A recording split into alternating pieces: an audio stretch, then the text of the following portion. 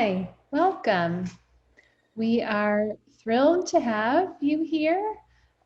This afternoon, we are going to talk to you about our newest intensive TA application. This intensive TA application is focused on implementing the pyramid model in Part C programs.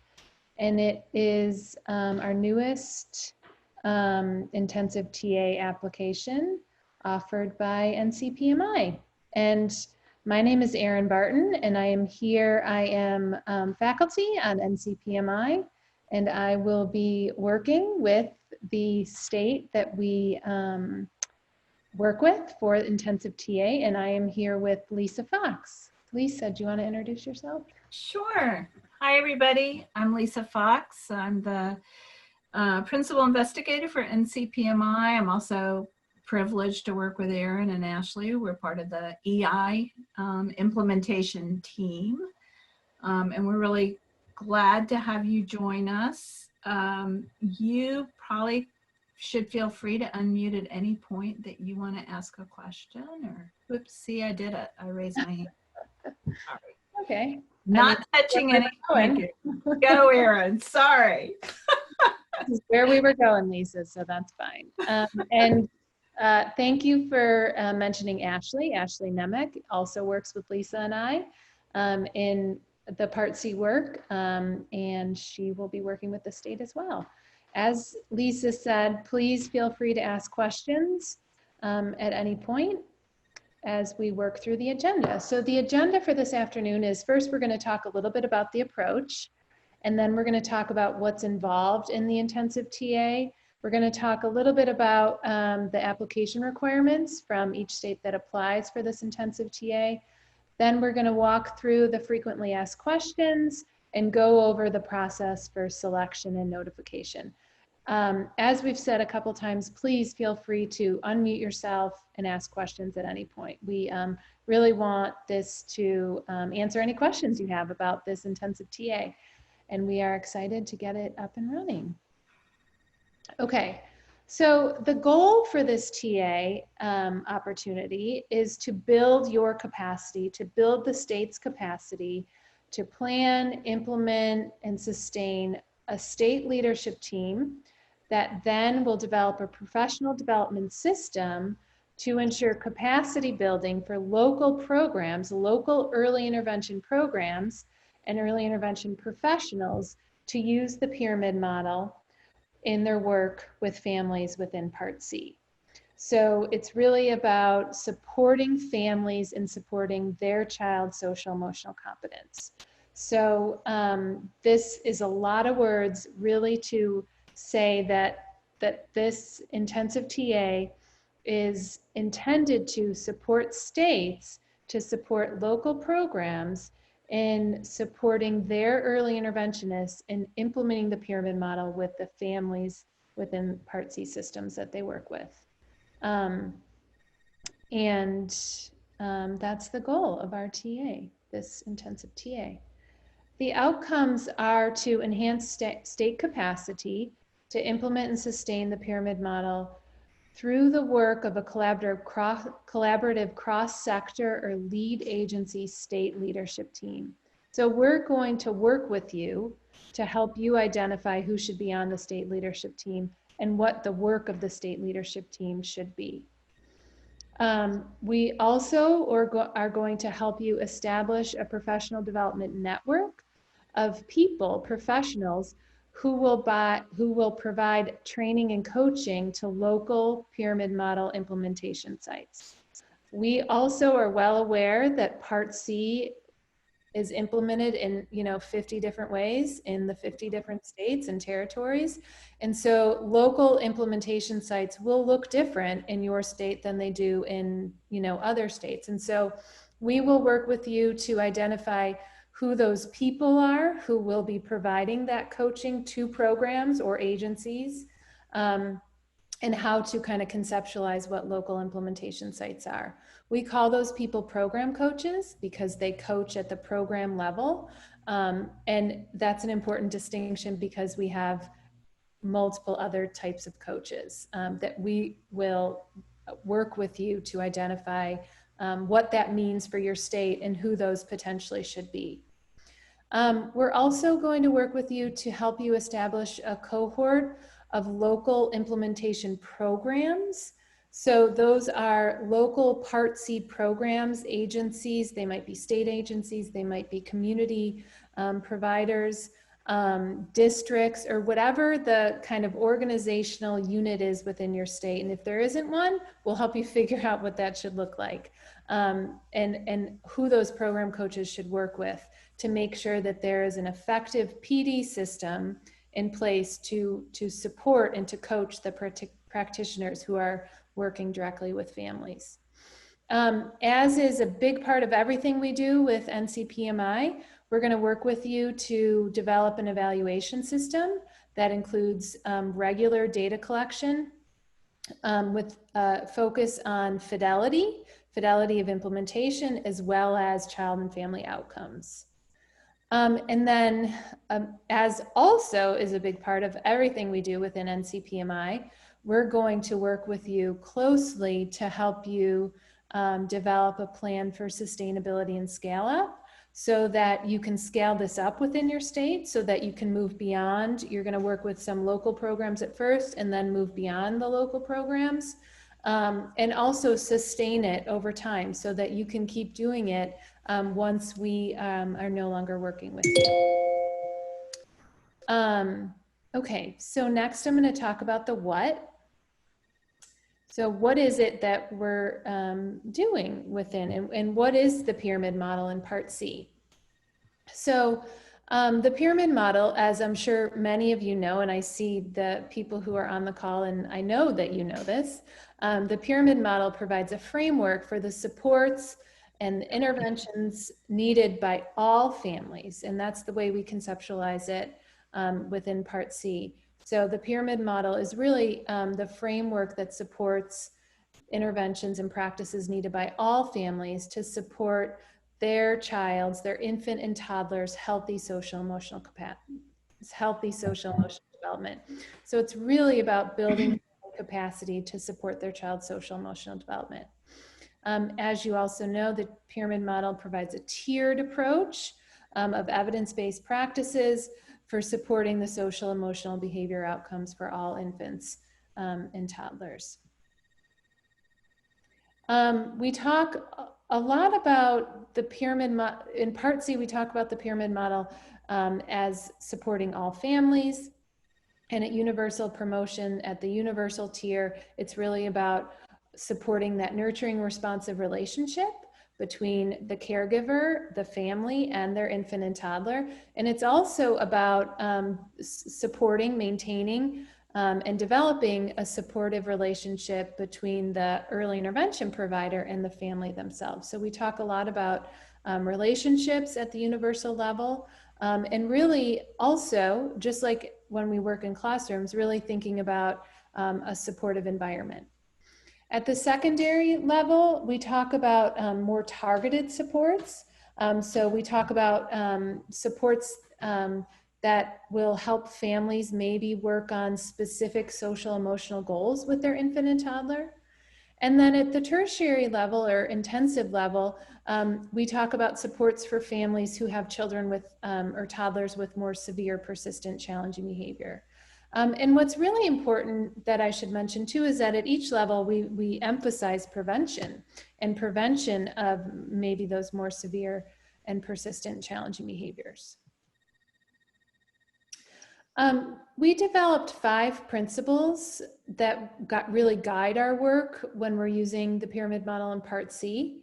And so I'm going to walk through each of these as well.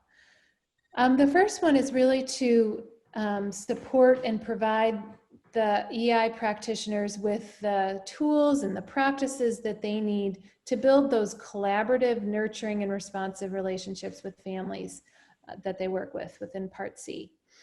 We talk a lot about family coaching. It's really our work within Part C in the pyramid model is really focused on supporting families and building the family's capacity to then support their child's social emotional competence. We also talk quite a bit about how to help families, how to support families in building or maintaining and supporting a responsive relationships with their infant and toddlers. And what goes hand in hand with that is also supporting families' competence and confidence in supporting their own child's social emotional development. So it's not just about coaching them to do certain things, but it's really about building their competence and helping them understand that they know what to do and that we're really supporting them and helping them figure out what to do to support their child's social emotional competence. And then of course, as I talked about at the tertiary level too, we're always talking to families, working with families to support them in using practices that prevent challenging behaviors and as well as support their children who have more severe and persistent challenging behaviors. So within this work, as I said, we're really focused on supporting early interventionists in implementing the pyramid model with families. So what that means and what those principles really emphasize is building the family's capacity because we know that families then in turn enhance their child's social emotional competence. One important thing that we'll talk a little bit more about when I go over the frequently asked questions, but the pyramid model really, we don't ascribe to a specific family coaching approach or a specific approach to working with families, but really it's about using evidence-based family coaching practices and embed with a social emotional lens. So embedding the pyramid model into that. So if you're in a state that already uses a specific family coaching approach like RBI or family guided routines based intervention, that's great. The pyramid, we will work with you to help you embed pyramid model into that. And now I'm going to turn it over to Lisa for a little bit, and she's going to talk to you about the how. All right. So the how is the how. How do we get you to a place to have all of this state capacity, program coach capacity, and program coach? So we'll be relying on the statewide implementation guide that is on the ECTA website. This guide really unpacks for you, and this might be useful to you as you develop your application. It discusses the key infrastructure for implementation and scaling up that involves state leadership teams, professional development network of program coaches, the idea of having implementation sites, and then the use of data decision-making at each level. If you haven't explored the guide yet, we encourage you to do that. And as we work with you within your state, we'll be using some of the materials in that, helping you go back and use it and look at it for your movement from initial installation into implementation and scaling up. This has been used successfully in all of our pyramid implementation and scale up work, as well as other work that we've done around recommended practices, as well as ECTA's doing it around inclusion. So it's a really nice framework that helps us have a handle on the complexity of implementation science and implementation. So as I said, the guide is organized around these 4 key features, kind of the critical elements, and these will be the things we'll be asking you to think about in your state, and the way that we'll work to get your state to a place where you have each of these in place and are ready for expansion and scaling up. So the way it works is we have a state team, and that state team really thinks about their initial implementation, how they'll organize a professional development network of program coaches who can deliver professional development. They'll be interested in their initial implementation sites, moving to a point of fidelity and becoming demonstration sites to kind of seed that expansion work and to inform scaling up. And at the professional development level, if you're thinking about who are those people and what do they do, these are people who have background and experience with providing training and technical assistance. You may have a training and technical assistance system in your state. Some states do. And often people within that are really perfect for that. Or you may have people that you really have relied on over the years to provide training and ongoing TA to your EI programs. Their lens is really on the program level. And again, what Erin said is we understand that an implementation site or program is going to have to be idiosyncratically defined for your state and how your state is structured. And we're ready to do that. But at some point, there's some organizational unit that has oversight of the EI providers, right? Who are practitioners who are delivering services to families and children. And so at that level, what we want is a leadership team that has oversight over practitioners to really be thoughtful about their implementation, to be thoughtful about the practitioner coaching to use evidence-based practices, how do kids get behavior support plans, and kind of set the standard around the data decision-making that should be used in the program. And so you're going to have that across each. So as we work with you and in your application, we'll ask you to name who your state team will be, as well as maybe any intention to grow that. Who might your professional development network of program coaches or implementation coaches, if that's a word that works better for you. Unfortunately, in EI, we have coach really layered, right? So we have these implementation coaches, and then we have these practitioner coaches, and then we have practitioners who provide coaching to families. So it becomes a little bit of jumbled in all of those layers of coaching. So we'll ask you to kind of scope that out in your application and be thinking about that so that when we come to work with you, we'll help the state team get up and running, as well as get your program coaches rolling and your implementation sites happening. So the whole notion of the implementation of the pyramid model and the fidelity to the model is really held at the leadership team level. If they think about that, they have a tool to reflect on that. We're super excited that we have a leadership team tool that's a benchmarks of quality for thinking about that, as well as a fidelity tool for the practitioner in their use of pyramid practices. But it's that leadership team that is guided by their coach, their program coach, that holds that and thinks about that and ensures that their practitioners are adhering to pyramid model fidelity. I can't remember how this slide is animated. So what if you don't have programs or agencies? So you could have a state team, because that's not hard to conceptualize, but where's my middle? So what we might have then is a larger leadership team, right? That is you're going to have someone who provides oversights to practitioners. So at some point, someone says to practitioners, this is what our standard of work is, and this is the way we engage with families, and this is the level of data I want you to have. And so we may have to flexibly think about how that happens in your implementation and scale up.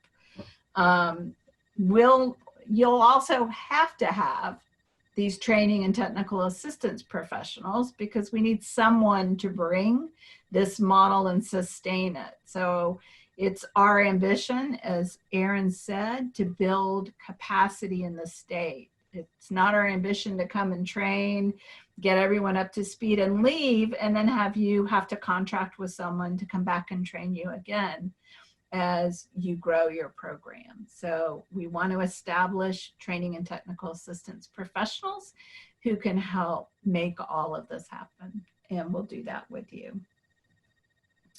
So what do we provide to help you? So you'll have 3 people who will support you. Myself and Erin and Ashley, and we are teams. So I'll be guiding the state leadership team, and the coordinator of the state leadership team, and Aaron and Ashley will be guiding the program coaches, and the sites will all work together sometimes when we provide training. But you get an awful lot from NCPMI. That's one of the reasons we call it intensive TA. We hang with you for 2 years. We know that in the time of COVID, it feels like everything's up in question. We're ready to do this virtually as long as we have to, but we're looking forward to the day that that ends and we would come and be with you with a lot of on-site support in training events as well as your state team meetings. So we hang in. Kind of the pattern is in the first year, Aaron and Ashley get everybody up and rolling. Our professional development network of coaches are mentored by them. They get to be being a part of all of the training, seeing how training is rolled out and how to do it. And then in our second year, we're hoping you're in the stage where you can expand to a new cohort of programs, and then the program coaches take over, and we're in the background supporting them and guiding them as they do that. It's really worked well for us before in our states, and people feel like it's a way to help them get feel comfortable and competent with this material and information. Of course, all the training that we provide in the state is handed off to you so you can sustain it over time. Any questions about any of what we've just shared? You can unmute and ask them at this point of Aaron or me. And you can chat in if you rather do that. All right, well, I'll keep going, but interrupt us or chat in. So the application. We ask that the application be convened by the Part C coordinator because, of course, you're the person in charge of early intervention services ultimately from a state perspective. We also ask that you include someone from the parent training information system or a community parent program.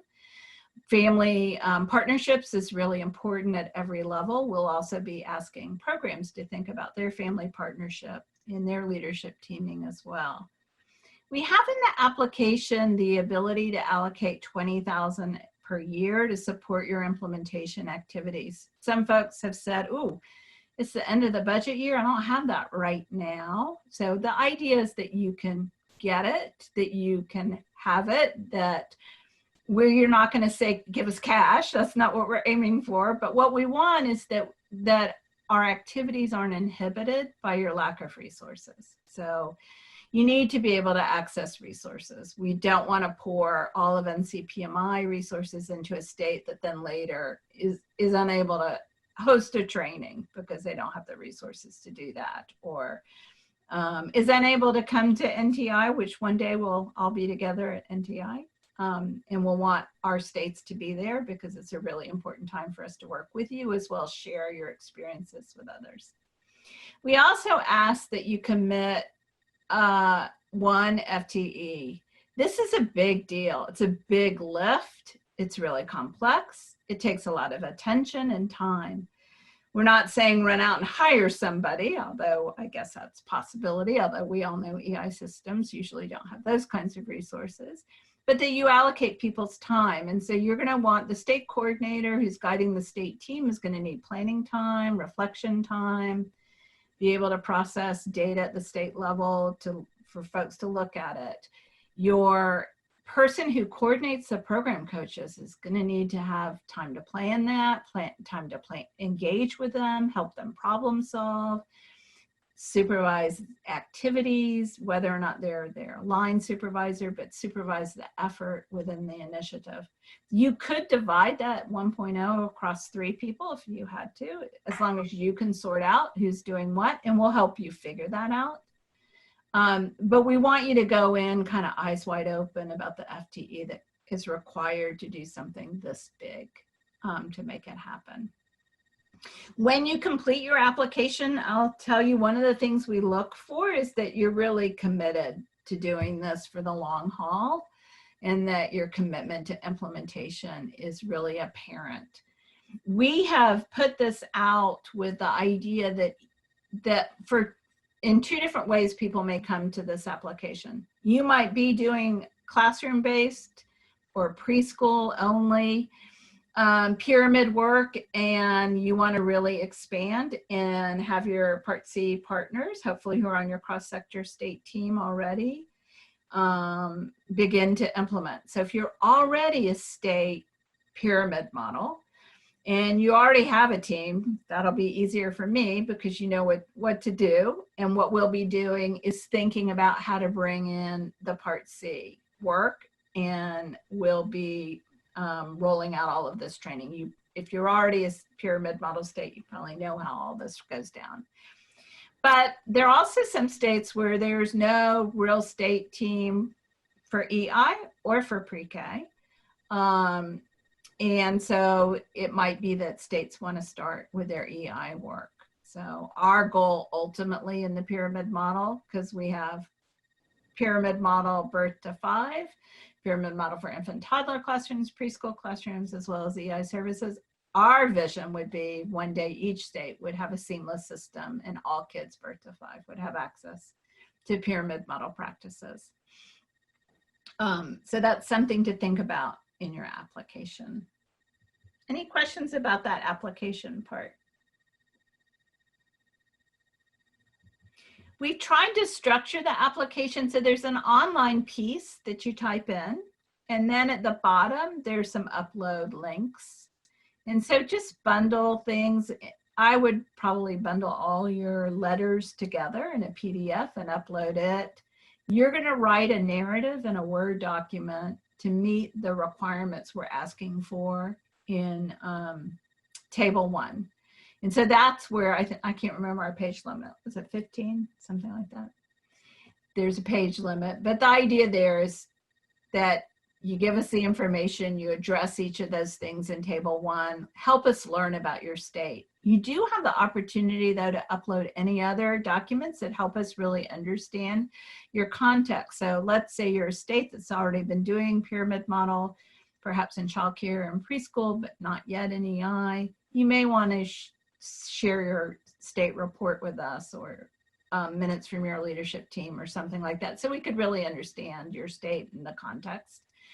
On the other hand, you also, this might be a part of your OSEP, and you want to upload your OSEP, which is a really nice way for us to get to know what you're doing in your state and where your state is. So that link is available for you. At any point as you're writing your application, thinking about this, if you hit on questions, you're completely allowed to contact us. And we're happy to answer your questions or guide you to the best of our ability. Questions about that?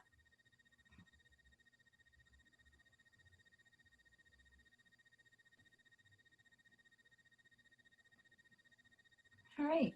Well, we are going to post this recorded. So we have some questions people often ask that we're going to run through. That way, anyone who listens to this later would be able to have these questions addressed. So I think we'll move to those. Erin, you want to take the first one?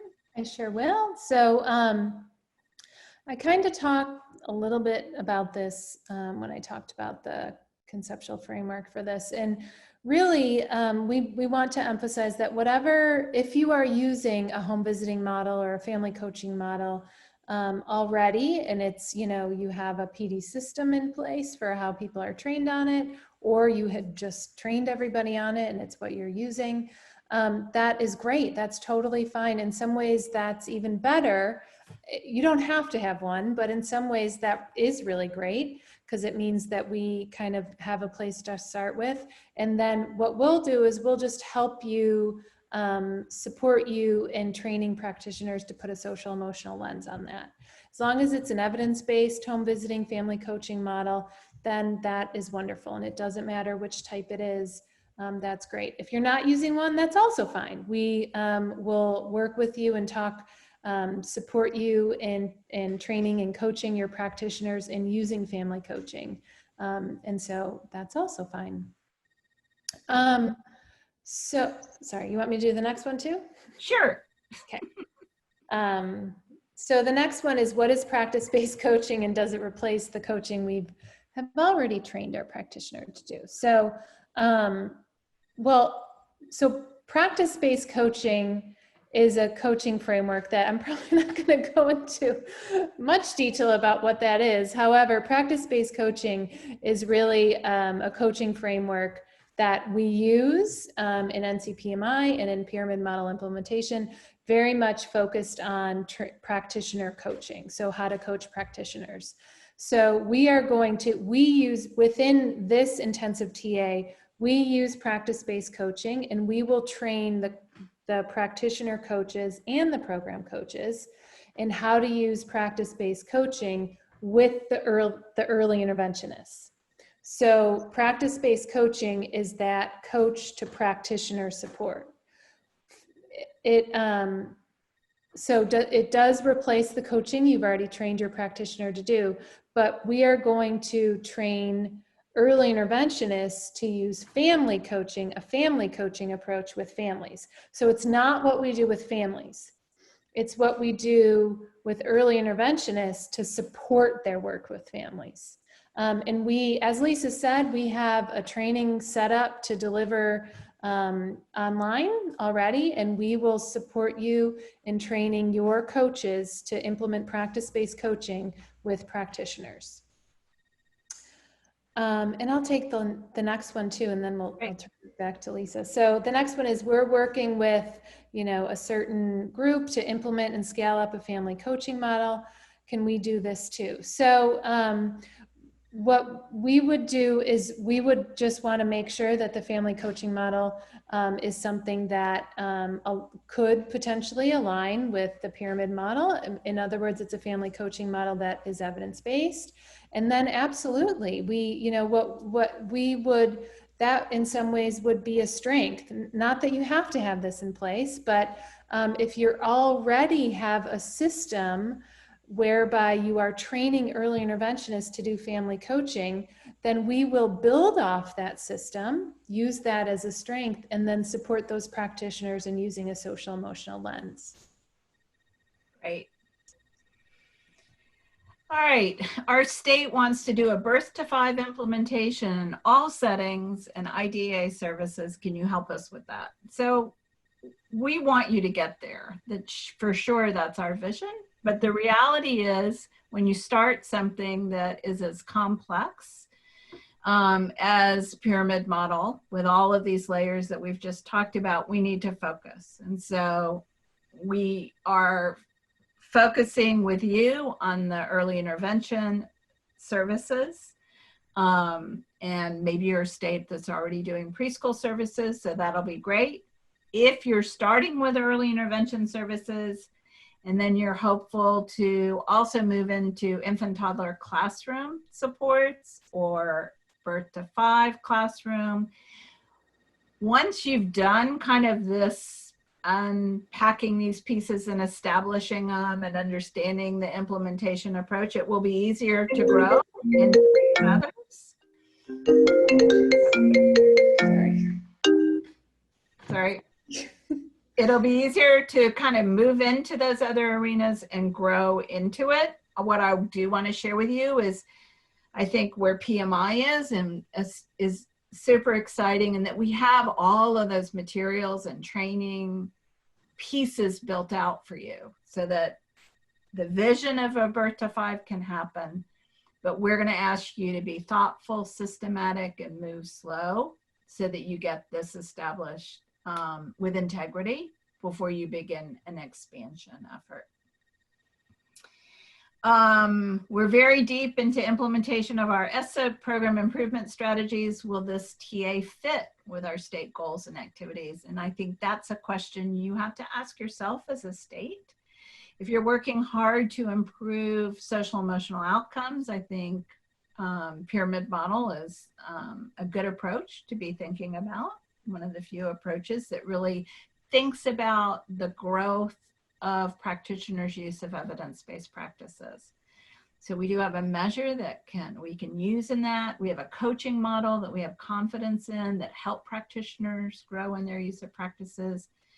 And I think that's very much aligned with what we've seen of OSEP program improvement efforts. But where you are in your OSEP, you might want to think about that, think how far down the road have you gone with some other improvement strategy, or think about how the pyramid model might expand your improvement or deepen your improvement or enhance your improvement. Erin, since you are a leader in DEC, why don't you take 6? Yeah, so the training content absolutely all consists of evidence-based practices. And there are multiple different types of trainings we do. So, you know, I talked a little bit about the practice-based coaching training. That's very much evidence-based and aligns with the Division for Early Childhood recommended practices. The leadership training, also very much evidence-based. And then of course the practices training. So we do a practices training that's actually hot off the press, very much redesigned over the last couple of years by Ashley and I, mostly Ashley. And those practices actually we have done a complete alignment with the DEC recommended practices. So all of the practices in the practices training, and by practices training, I mean the training that we use to train the early interventionists to work with families. So that includes family coaching, building relationships, preventing challenging behavior, targeting social emotional goals with infants and toddlers.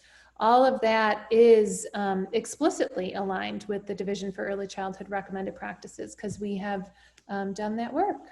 And we actually will go over during that training how it's aligned with the Division for Early Childhood recommended practices. And everything is, as you know, everything that we've talked about is based on evidence-based practices. And then of course, the other big component that I talked a little bit about is the evaluation piece. And so with everything that you're doing, you are, you know, at each level, you're making database decisions as well, which of course is very much an evidence-based practice. You want to take the next one too? Sure. So then the next one, you have home visiting services emphasized on the web. We understand and know that some Part C providers work in childcare settings with childcare providers and centers, and that is great. And we will support you in working in that context, and we will help you think about how to bring the pyramid model to those practitioners who are working in those contexts. In this intensive TA, we focus heavily on family coaching. So that's going to be our focus really for now is how to do this family coaching. But we don't ignore the fact that we know that some providers, some early interventionists have families on their caseload as well as some child care providers in centers. And so that's, it doesn't preclude you from addressing those settings. It's just not our focus. We're really focused on family coaching in this, but we also know that you have providers working in those settings, working with child care providers in those settings. Great. All right, we had one question. I answered it in the chat. So if you have other questions, feel free to ask them or chat them. It was about the Russian Sheldon. Is that one of these evidence-based models? And absolutely. We would be super pleased to work within that context. All right, so what happens next? So applications are due on October 31st. We felt like we wanted to give states ample time given the how crazy all of our lives are due to COVID, to convene their team and to develop their application. So we'll notify you. We'll be making a decision really quickly. And before we notify you, we have to run it by OSEP who we're picking, not because OSEP has ever stopped us from picking anyone, but it's their dollars. And this is a big commitment of NCPMI resources when it's Erin, Ashley, and me being very highly engaged with the state for 2 years. So they get to weigh in on this decision and investment of resources. We'll only select one state. And once you're selected, we'll schedule a planning call either for late November, probably more likely early December. And don't really expect to get active until January. Maybe in January, our lives will be completely changed. Let's hope. So if you're worried about that, like, can we even muster to do this? We won't really start till January. And in the first couple of months, it's getting your state team organized, launched, and planning. And then we'll start rolling out training events. Of course, we'll be flexible and about all of these things that everyone has had to deal with and about your system. So are the positions for the 1.0 FTE required to be state EI staff only? No. No, if you can be creative about how those are filled. But however, I want you to think about sustainability. So we'll be looking at whatever you decide through that lens is, will what this state is carving out, will they be able to sustain it? So if you do something super creative, kind of hint at how you're confident that that could continue. Other questions?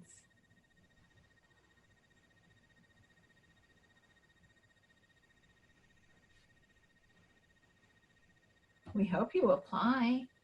Mm-hmm. All right, don't forget there's tons of resources and information. We know you all, and we know that you are frequent visitors to PMI and know what we do. And for those of you who have yet to watch this webinar, don't forget there's lots of resources on challengingbehavior.org. I'd like to point to our data page. That's where you could actually see the tools that the early intervention programs use. And that might be of interest to you and state team members that you recruit to be a part of the application. Erin, anything else you want to add? No, I just want to reiterate that we hope you apply. We'd love to work with you.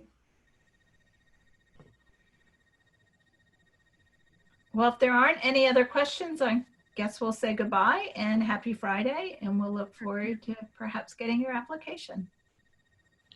Thank you so much. Have a great weekend. Thank you. Bye, everyone.